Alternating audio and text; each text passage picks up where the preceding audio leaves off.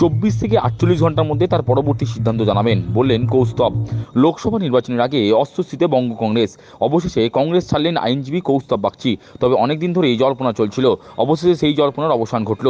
বুধবার কংগ্রেস সভাপতি মল্লিকার্জুন খার্গে ও প্রদেশ কংগ্রেস সভাপতি অধীর চৌধুরীকে ইমেল মারফত নিজের সিদ্ধান্তের কথা জানিয়ে দিয়েছেন কৌস্তব। হাত ছাড়ার কারণ হিসাবে তিনি চিঠিতে উল্লেখ করেছেন, আত্মসম্মান খুইয়ে তিনি কংগ্রেসে থাকতে চান না। এদিন বিকেলে ব্যারাকপুরের বাড়িতে সাংবাদিক বৈঠক ডেকে কৌস্তব জানিয়ে দেন, জীবনে তিনি লুকিয়ে চুরিয়ে কিছুই করেননি। আগামী 24 থেকে 48 ঘন্টার মধ্যে তার পরবর্তী রাজনৈতিক সিদ্ধান্ত তিনি ঘোষণা করবেন। বলে দিতে চাই সেটা হচ্ছে, আমি যা কিছু করেছি কখনো লুকিয়ে চুরিয়ে করিনি। আমি রেজিগনেশন লেটারটাও যেটা দিয়েছি সেটা সাংবাদিক বন্ধুদের মাধ্যমে সবার কাছে বিষয় জানিয়ে সমস্তটা কিছু করেছি। কোনো কিছু লুকিয়ে চুরিয়ে আড়ালে আবডালে কোনো কিছু করার ব্যাপার নেই। আমি আপনাদের কথা দিয়ে যেতে পারি 24 ঘন্টা থেকে 48 ঘন্টা এই সময়ের মধ্যে আপনারা জানতে পারবেন আমার পরবর্তী সিদ্ধান্ত। আমি যে সিদ্ধান্ত এর আগে আমি বহু কথা টিভি চ্যানেলে বলেছি, সেগুলো আর রিপিট করছি না। তবে আমার আগামী সিদ্ধান্ত আগামী 24 ঘন্টা থেকে 48 ঘন্টার মধ্যে সমস্তটা স্পষ্ট হয়ে যাবে। এদিন কৌস্তব বলেন, কংগ্রেসের সঙ্গে তার 20 বছরের সম্পর্ক, এক প্রকার বাধ্য হয়ে তিনি সেই সম্পর্ক ছিন্ন করলেন। কৌস্তব সাহেব জানিয়েছেন, নিজের বর্তমান সিদ্ধান্ত থেকে তিনি আর পিছু হটবেন না।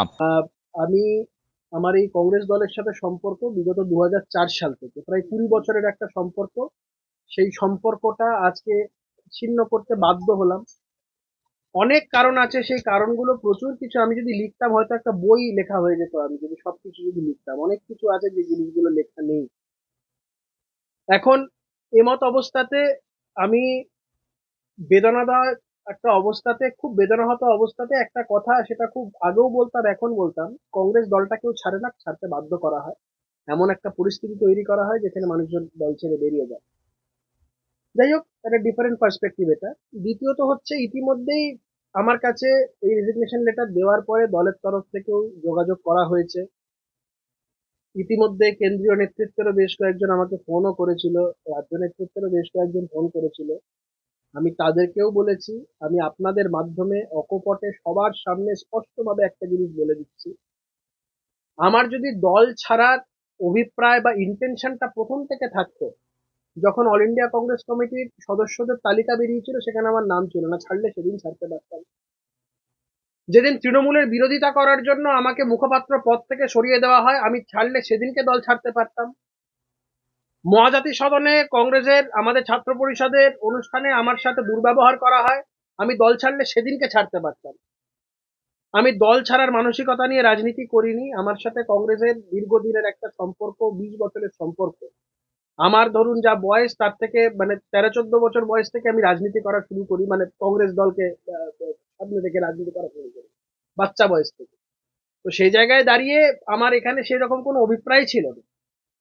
সম্পূর্ণ বিষয়গুলো আমি বারংবার চেয়েছিলাম দলের নেতৃত্বের কাছে, বিষয়গুলো উত্থাপন করলে আমি ভেবেছিলাম বিষয়গুলো মিটে যাবে, কিন্তু নেতৃত্ব সেই জিনিসটা করতে চাইনি। যদি করতে চাইতো আমাকে সিদ্ধান্ত নিতে বাধ্য হতে হতো না। আজকে যারা এই বিষয়গুলো নিয়ে নাটক করছেন, আমাকে রিচ আউট করার চেষ্টা করছেন, বিভিন্ন জায়গায় বলছেন যে আমরা ওর সাথে যোগাযোগ করার চেষ্টা করেছি, আমি স্পষ্টত একটা কথা বলে দিয়ে যেতে চাই, এই সকল নাটকের কোনো প্রয়োজন নেই। সিদ্ধান্ত একবার যেটা নিয়েছি, সেই সিদ্ধান্ত থেকে কোনোভাবে পিছপা হব না। কংগ্রেস ত্যাগ করতেই দলের কেউ কেউ তার বিরুদ্ধে দল ভাঙার অভিযোগ করছেন। এ প্রসঙ্গে কৌস্তবের সাফ জবাব, অনুগামীদের কাউকেই তার সঙ্গে আসার জন্য তিনি অনুরোধ করবেন না। যদি কেউ স্বেচ্ছায় আসেন তাহলে তাকে স্বাগত জানাবেন। দলের একটা বড় অংশের ইতিমধ্যেই কথাবার্তা বলা বলে শুরু করেছে। আমার কাছে খবর আসছে যে আমি নাকি দল ভাঙানোর চেষ্টা করছি বিভিন্ন জায়গা থেকে। আপনাদের মাধ্যমে স্পষ্টভাবে বলছি, আমি একটা লোককেও আমার সাথে আসার জন্য অনুরোধ করব না।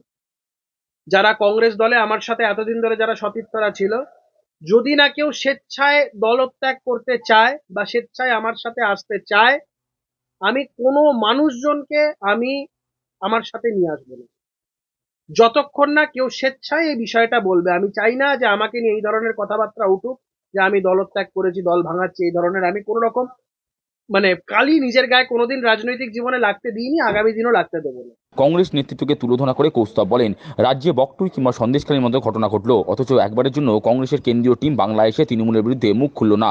রাহুল গান্ধী কিংবা সোনিয়া গান্ধী টুইট করলেন না, কিন্তু বিজেপির কেন্দ্রীয় টিম এসেছেন। এমনকি সন্দেশখালীর ঘটনা নিয়ে প্রধানমন্ত্রী পর্যন্ত টুইট করেছেন। আর কংগ্রেসের কেন্দ্রীয় নেতৃত্বের কোনো ভ্রুক্ষেপ নেই।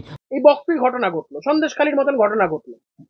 কংগ্রেসের কোন কেন্দ্রীয় টিমটা এখানে এসেছে তৃণমূল কংগ্রেসের বিরুদ্ধে কথা বলেছে? রাহুল গান্ধী কটা টুইট করেছে, সোনিয়া গান্ধী কটা টুইট করেছে, মল্লিকার্জুন খড়গে কটা টুইট করেছে? এখানে কটা নেতা এখানে এসছে অল ইন্ডিয়া কংগ্রেস কমিটি? বিজেপির কেন্দ্রীয় নেতৃত্বের টিম এসেছে, বিজেপির তারা সিনিয়র লিডারশিপরা এসেছে, যে কোনো বড় বড় ঘটনা ঘটেছে এখানে। তাদের কর্মীদের সাথে কিছু হলে তারা এই বিষয়টা কেন্দ্রীয় লেভেলে সেই বিষয়টা সহানুভূতির সাথে দেখে। আর আমাদের এখানে কংগ্রেসের কি বিষয়? আপনি যদি বলেন এই সন্দেশখালীর মতন ঘটনায় প্রধানমন্ত্রী পর্যন্ত টুইট করলেন, যেটা সারা দেশের মানুষের হাড়িম করে দিয়েছে এমন একটা ঘটনা।